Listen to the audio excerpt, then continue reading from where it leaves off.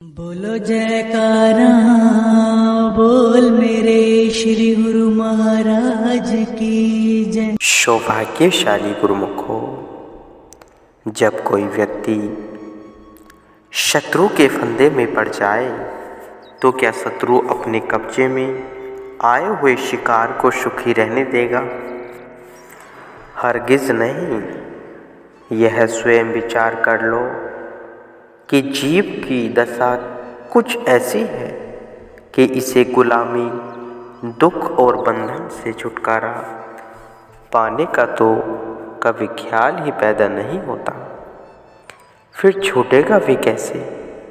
इसके अंदर तो माया की गुलामी का जुआ अपने कंधों पर दृढ़तापूर्वक जमाए रखने की ख्वाहिश काम कर रही है। यदि जीव काल और माया की गुलामी से आज़ाद होने का अभिलाषी हो तो उसे संत सद्गुरु की अधीनता, दासता और सेवा के मार्ग पर चलना तथा उन्हीं नियमों को अपनाने की आवश्यकता है। अपने बल व भरोसे पर तो जीव काल और माया की गुलामी से आज़ाद कदापि नहीं हो सकता है। केवल सद्गुरु ही जीव को गुलामी से मालिक बना देते हैं। गुलामी ही दुख, अशांति, कल्पना और 84 लाख योनियों के चक्र का कारण है जो तुम्हारे पल्ले पड़ गए हैं। ये सब के सब जीव के अपने मांगे हुए हैं। यह जीव की अपनी ही खरीद है। जो कर्म भी भला या बुरा जीव करता है उसका फल तो उसे अवश्य भोगना पड़ता है। जीव अपनी इच्छाओं से स्वयं ही इन चीज़ों को एकत्र करता है और फिर इनके कारण परेशान भी होता है। इन्हीं दुख, कल्पना, अशांति और नीच योनियों के बंधन से मुक्त होने के लिए जीव को सतमार्ग संत महापुरुष ही दिखलाते हैं। संत सद्गुरु की शरण पूर्व जन्मों के शुभ कर्मों के फलस्वरूप उत्तम सहयोग से उपलब्ध होती है। विवेकशील पुरुष जीव बंधन मुक्त होने के लिए ही समय के पूर्ण महापुरुष संत सद्गुरु की शरण ग्रहण करता है। संत सद्गुरु ही इस भेद को जानते हैं कि जीव क्यों दुखी है और वे अपने सत्संग उपदेश द्वारा जीव को इन समस्त दुखों से छुटकारा पाने के उपाय बतलाते हैं। तुम सत चित आनंद रूप निर्मल और चैतन्य आत्मा हो। तुम शरीर नहीं हो। यह शरीर तो केवल तुम्हारे रहने के लिए एक अस्थायी मकान है अथवा यात्रा करने के लिए प्राप्त एक सवारी अथवा रथ है। इस रथ का रुख पहले विपरीत दिशा में अर्थात काल और माया की ओर है। 84 लाख की नीच योनियों की ओर रथ दौड़ा जा रहा है। अब इसका रुख पलटकर संत सद्गुरु के चरणों की ओर कर दो, तब समझो जीव का मुख अपने निजी देश की ओर हो गया है।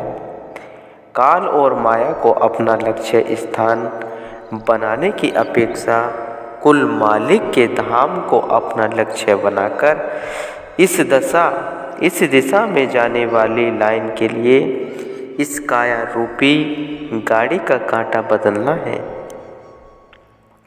इस प्रकार मन का कांटा बदलने का काम संत सद्गुरु ही करते हैं और करने की सामर्थ्य भी वही रखते हैं। भक्ति मार्ग में विघ्न भी आते हैं। यदि इन विघ्नों के कारण कभी पांव फिसल भी जाए तो वे रुकना नहीं चाहिए।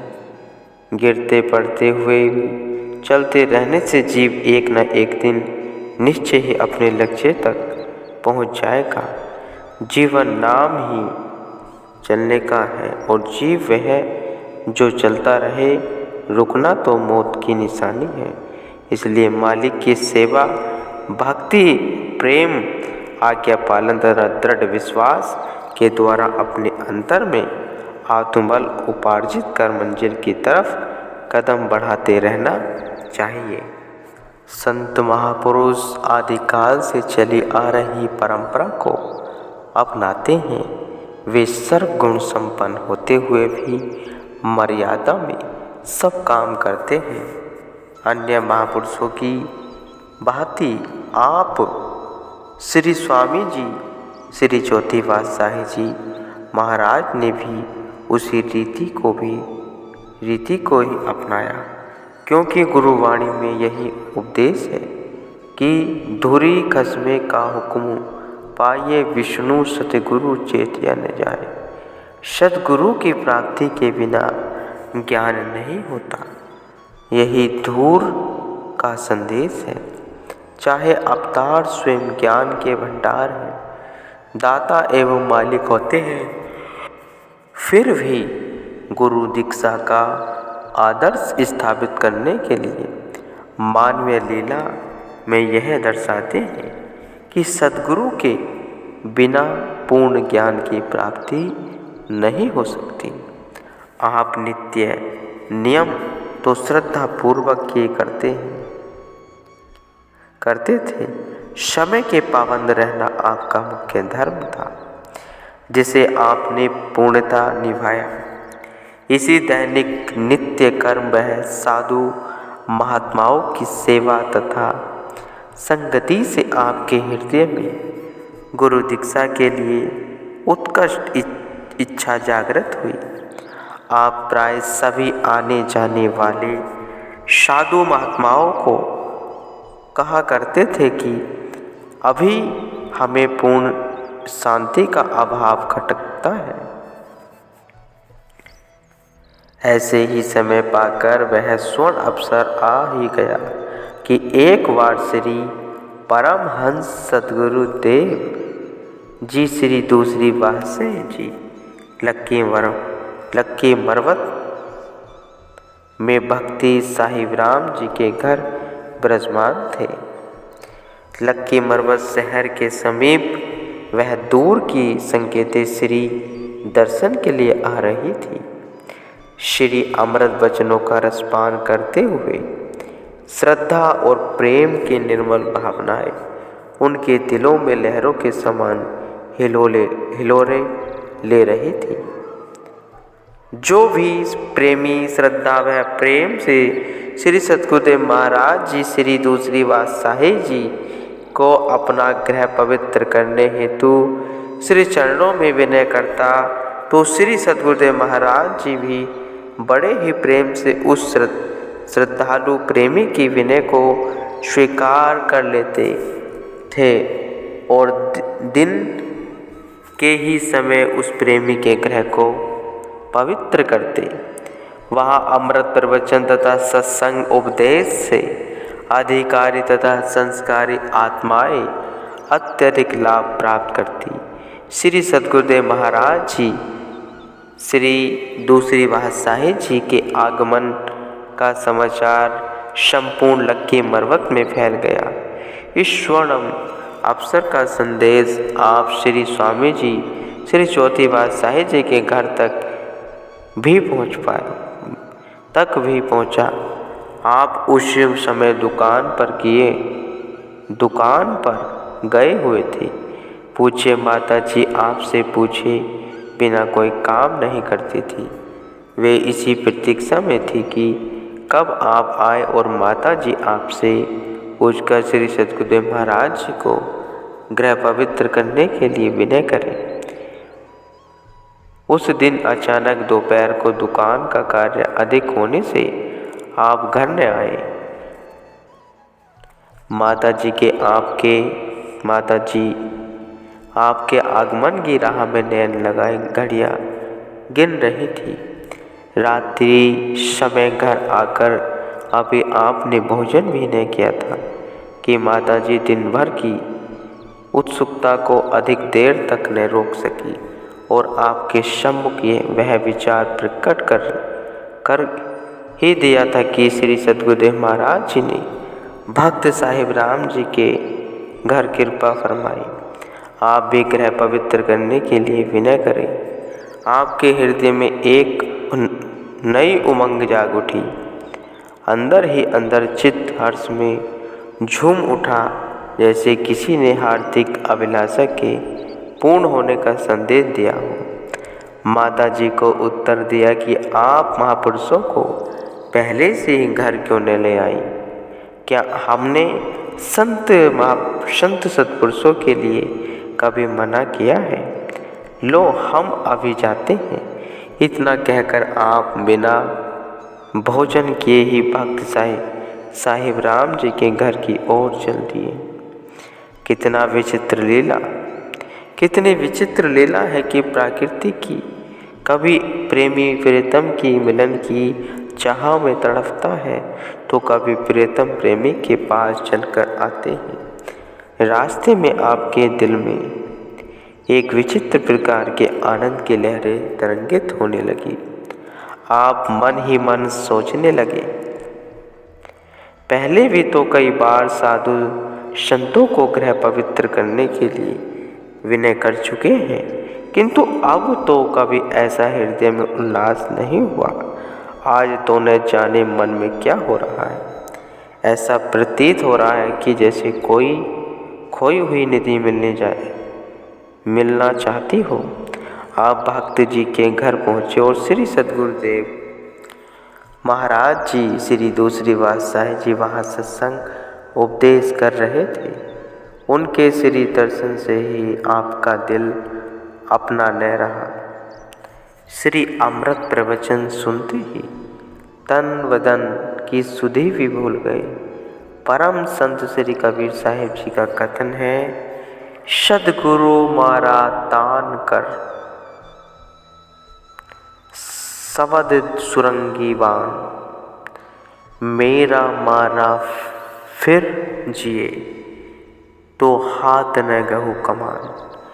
पर ब्रह्मा सद्गुरुदेव की पहचान ही यही है कि उनका उपदेश तीनों गुणों से ऊपर होता है। उनका दिया हुआ नाम मंत्र एक अचूक वाण है, जिसके हृदय में वह प्रवेश कर लेगा वह अपनी बुद्धि के समस्त कौशल को भूल जाएगा। अपनी आत्मा के सत्कार करने में उसे कोई कठिनाई नहीं होगी, यह 100% निश्चिंत है। श्री सद्गुरुदेव महाराज जी श्री दूसरी पातशाही जी के सत्संग उपदेश की समाप्ति पर आप श्री स्वामी जी श्री चौथी पातशाही जी ने उसी समय वहाँ गुरु दीक्षा ग्रहण कर इस मर्यादा को पूर्ण किया। नाम दीक्षा प्राप्त करते ही जैसे एक दीपक से दूसरे दीपक उसी ज्योति को अपने में भर लेता है, वैसे ही आपकी दशा श्री सद्गुरुदेव महाराज जी के शुभ सहयोग से हुई है। श्री सद्गुरुदेव महाराज जी श्री दूसरी पातशाही जी अपने परम प्रिय अनन्य शिष्य को पाकर मन ही मन प्रसन्न हो रहे थे। उनकी साधना भी नई उमंगों के हार पिरो रही थी। भक्ति पथ पर दृढ़ कदम रखकर चलने वाले अलौकिक शिष्य को पाकर श्री परमहंस दयाल जी श्री पहली पातशाही जी की मौज को साकार होता देखकर उनकी प्रसन्नता की सीमा न रही थी। उन्होंने आपको एक ही दृष्टि में निहाल कर दिया, क्योंकि संत महापुरुषों में यह विशेष गुण होता है कि पारस में अरु संत में वड़ो अंतरो जान, वह लोहा कंचन करे ये कर ले आप समान। पारस एक पत्थर है जो लोहे से छू जाए तो लोहा सोना बन जाता है, और संत महापुरुषों में अत्यधिक भेद होता है। पारस यदि लोहे को छू जाए तो उसे सोना अवश्य बना देता है, परंतु उसे अपना रूप पारस नहीं बना सकता। संत महापुरुषों की संगति में यह विशेष गुण होता है कि जो जीव उनकी पावन संगति श्रद्धा विभोर होकर करते हैं वे उन्हें अपना ही रूप बना लेते हैं। संस्कारी और अधिकारी आत्मा ही ऐसे बनने में समर्थ होती है। श्री सद्गुरुदेव महाराज श्री दूसरी पातशाही जी के श्री दर्शन ने ही आपके हृदय में मालिक के प्रेम की वह लटक लगा दी कि जिसके लगते ही आपने समस्त संसार को भुला दिया। आपने नाम दीक्षा लेकर श्री चरणों में गृह पवित्र करने के लिए विनय की। आपकी विनय को स्वीकार कर श्री सद्गुरुदेव महाराज जी ने आपके घर कृपा की। माता जी वह घर के अन्य सदस्य तो आपके बदले हुए रंग ढंग को देखकर चकित रह गए। आप तो समस्त सूद बोध खो गए। वे भ्रमर के भांति श्री सद्गुरुदेव महाराज जी श्री छवि की कांति पर कांति मुक्त हो रहे थे। आपने दिल भरकर इस दर्शन रूपी अमृत को पिया। अब आपकी दशा मछली के न्याय बन गई। जिस तरह मछली पानी से अलग होने पर तड़पती है, इसी प्रकार आपको श्री सद्गुरुदेव महाराज जी से एक क्षण के लिए विलग होना असह्य हो गया। आपने श्री सद्गुरुदेव महाराज जी के सम्मुख शिष्य रूप में इस कथन को बिल्कुल सत्य सिद्ध कर दिया। ऐसे होते हैं सच्चे गुरुमुखो।